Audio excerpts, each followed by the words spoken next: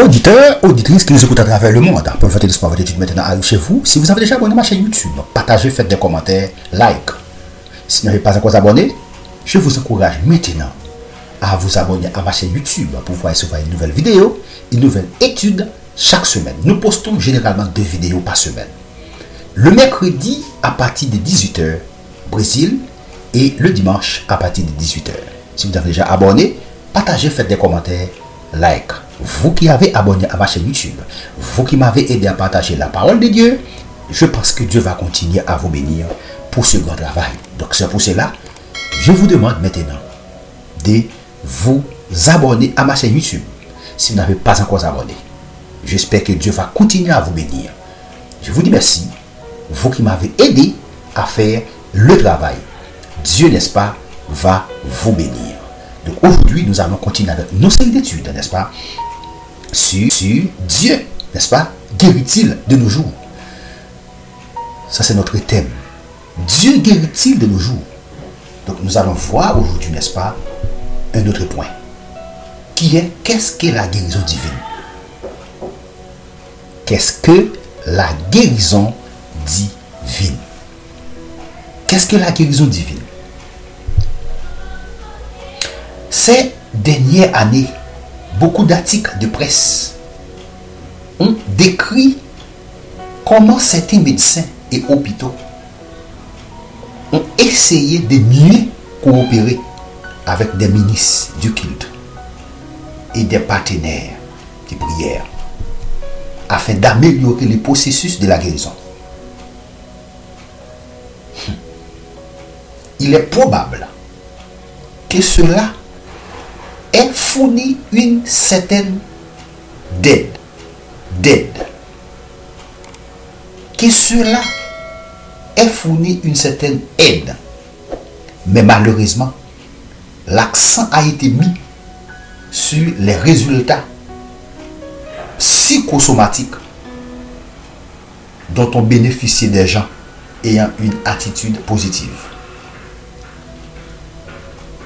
ayant été encouragés ou amenés à espérer. L'accent n'a pas consisté à compter sur la puissance de Dieu qui intervient directement et miraculeusement pour guérir les maladies et les problèmes de santé. Ce genre de guérison miraculeuse est exactement ce qui est décrit dans la Bible à l'époque du Nouveau Testament. Prenez la peine attentivement le récit inspiré de la guérison des paralytiques par Jésus. Dans Marc 2, versets 1 à 12. Mon enfant, tes péchés sont pardonnés. Verset 5. Mon enfant, tes péchés sont pardonnés. Se rendant compte que ses auditeurs étaient hostiles à ces paroles, Jésus dit alors: lequel est le plus aisé de dire aux paralytiques, tes péchés sont pardonnés, ou de dire, lève-toi, prends ton lit et marche? Lequel est le plus aisé de dire aux paralytiques, tes péchés sont pardonnés, ou de dire, lève-toi, prends ton lit et marche? Or, afin que vous sachiez que le Fils de l'homme a sur la terre le pouvoir de pardonner les péchés, je te l'ordonne, dit-il aux paralytiques, lève-toi, prends ton lit et va dans ta maison. Verset 9 à 11. Je te l'ordonne, dit-il aux paralytiques, lève-toi, prends ton lit et va dans ta maison. Verset 9 à 11. Puis, à l'instant, il se leva, prit son lit et sortit en présence de tout le monde, de sorte qu'ils étaient tous dans l'étonnement.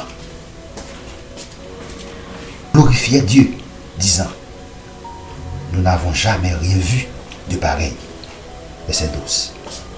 Nous n'avons jamais rien vu de pareil. Verset 12.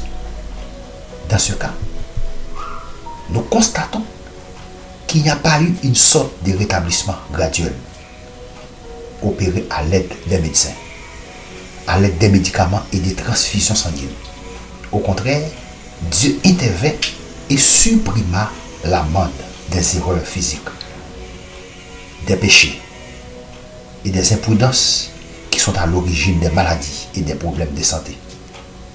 Souvenez-vous d'Ésaïe 53, verset 4, déjà cité, où il est mentionné que Jésus a porté nos péchés.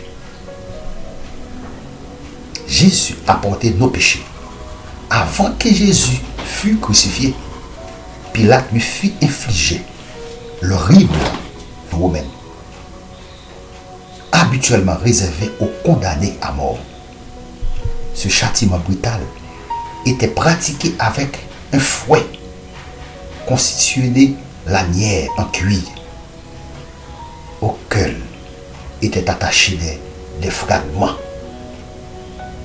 d'os coupants ou de métal destinés à arracher la peau et à infliger de graves blessures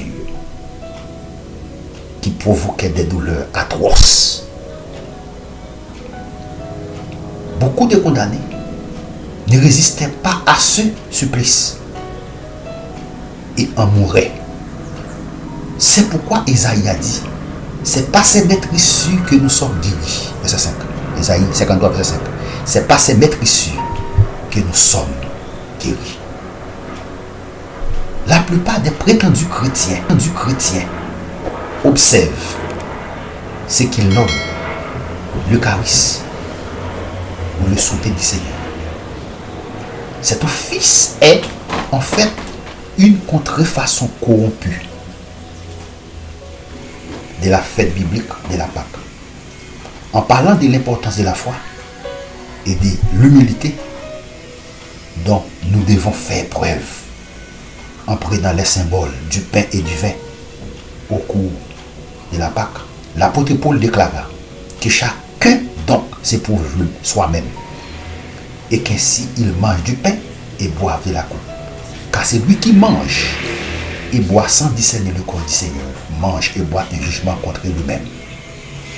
C'est pour cela qu'il y a parmi vous beaucoup d'infirmes et de malades, et qu'un grand nombre sont morts. 1 Corinthiens 11, verset 29 à 30. Dans l'église de Corinthe, beaucoup de membres étaient infirmes ou malades, parce qu'ils n'avaient pas appris à discerner la signification réelle des symboles du pain et du vin. À savoir que notre Sauveur, notre Seigneur, a subi la terrible flagellation pour que nous puissions être guéris. Le pain brisé représente le corps du Christ, brisé pour notre guérison physique. Le vin symbolise son sang, versé pour payer l'amende de nos péchés spirituels. C'est pourquoi, comme le confirme Marc 2, verset 1 à 12 et Matthieu 9, verset 1 à 8, la guérison du paralytique par Jésus s'accompagne du pardon des péchés. Dans la Bible, la guérison physique et le pardon spirituel vont de pair. Notre Sauveur Jésus-Christ a terriblement souffert afin que ces deux choses puissent devenir possibles. La parole divine décrit également ces principes. Mon âme bénit l'Éternel. Que tout ce qui est en moi bénisse son Saint-Nom. Mon âme bénit l'Éternel et n'oublie aucun de ses bienfaits. C'est lui qui pardonne toutes tes iniquités, qui guérit toutes tes maladies. Psaume 103, verset 1 à 3. Il n'est pas possible de prendre correctement la Pâque sans considérer le Christ comme notre guérisseur, car il a payé l'amende de nos transgressions et de nos négligences physiques, des lois naturelles de la santé, au même titre qu'il a payé l'amende de nos péchés spirituels, comme le montre le psaume 103. La guérison physique et le pardon spirituel sont tous deux des bienfaits accordés par un Dieu qui nous aime. Malheureusement, l'humanité séduite accepte généralement l'un de ces bienfaits tout en négligeant l'autre. Béni soit l'Éternel.